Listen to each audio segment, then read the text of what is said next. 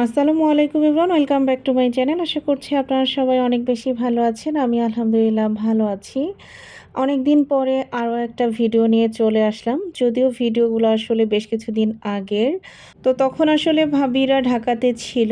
আর আজকে আসলে আমাদের সালমানের প্রথম জন্মদিন। আর সেটা আমরা সেলিব্রেট করব না, সেটা তো হতেই পারে না। তো আমি আফরা মামুনিকে নিয়ে চলে এসেছি আড়ংয়ে।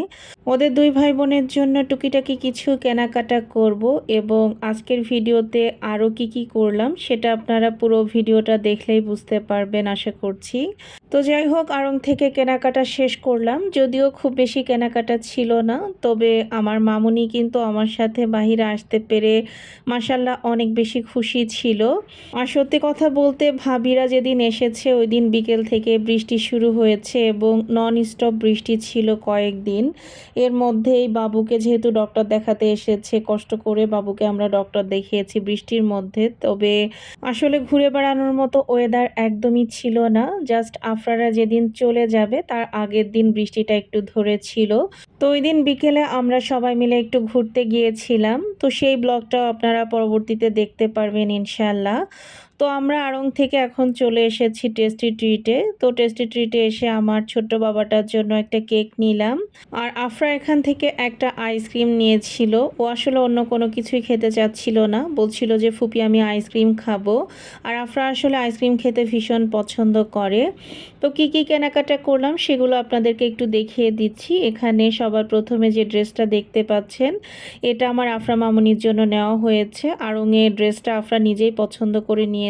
একটু ভিডিও ক্লিপ আমি রেখেও ছিলাম এর আগে।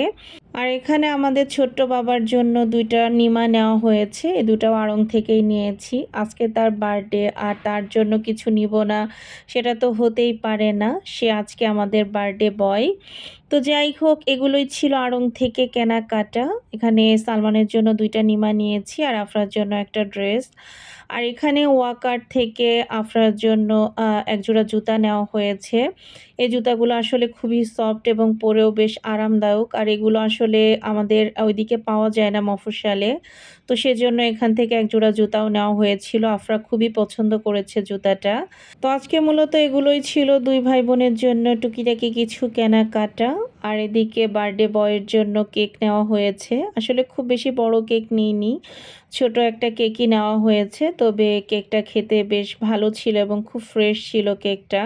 আর এগুলো আসলে কাস্টমাইজ করা কোনো কেক না, শপে যে কেক ছিল ওখান থেকেই নেওয়া হয়েছে। তো তারপরেও কেকটা মাশাল্লাহ বেশ ভালো ছিল এবং কেকের ডিজাইনটাও আমরা সবাই অনেক বেশি পছন্দ করেছি। তো এদিকে আমাদের বার্থডে বয় কিন্তু রেডি এবং সে আজকে অনেক বেশি হ্যাপি ছিল। কেন জানি না, ও মনে হয় বুঝতে পারতেছিল যে আজকে কিছু একটা হচ্ছে আর কি।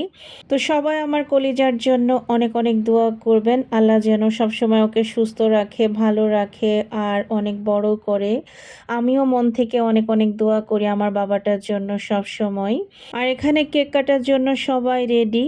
আর কেকের সাথে ম্যাচিং করে আজকে সবাই ইয়েলো কালারের ড্রেস পরেছে। আর মাশাল্লাহ সবাইকে কিন্তু দেখতে খুবই সুন্দর লাগছিল। বিশেষ করে আমাদের বার্থডে বয়ের কথা তো বলবোই না, তাকে অন্যরকম সুন্দর লাগছিল মাশাল্লাহ। দেখতেই পাচ্ছেন ফাইনালি কেকটা কিন্তু কাটা হয়ে গেল। আর দেখতে দেখতে আমাদের সালমান বাবার 1 বছর পূর্ণ হয়ে গেল। এভাবেই দেখতে দেখতে বাচ্চারা আসলে চোখের পলকে বড় হয়ে যায়, বোঝাই যায় না। তো যাই হোক, এখানে সালমানকে এখন আফরা মামুনি একটু কেক খাইয়ে দিচ্ছিল। আর এদিকে জারিফ তো কেকের উপরে যে বলগুলো থাকে সেগুলো খাওয়া নিয়েই ব্যস্ত।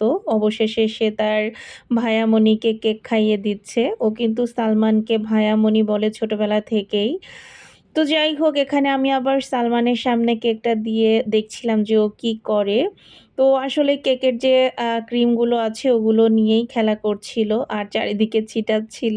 আর আমাদের বাবাটা যেহেতু প্রথম জন্মদিন ছিল, তাই শত ব্যস্ততার মাঝেও আমি আসলে চেষ্টা করেছি জন্মদিনটাকে উদযাপন করার জন্য। খুব বেশি কিছু করতে পারিনি, যতটুকু পেরেছি ততটুকুই করেছি আলহামদুলিল্লাহ। আর এখানে সবার প্রথমে দেখতে পেলেন আমি রোস্ট রান্না করেছিলাম, তারপরে শাসলিক তৈরি করেছিলাম, আর এখানে পোলাও রান্না করেছি। যেহেতু বাসায় আমরা মোটামুটি অনেক মানুষ, তাই একটু বেশি করেই রান্না করা হয়েছে।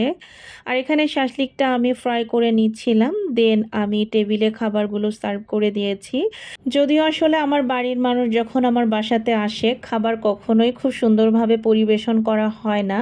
মারা আজকেও বলতেছিল যে এভাবে পরিবেশন করতে হবে না। তো আমি আসলে কারোর কথাই শুনিনি। আমি ইচ্ছা করে খাবারগুলো খুব সুন্দরভাবে পরিবেশন করেছি।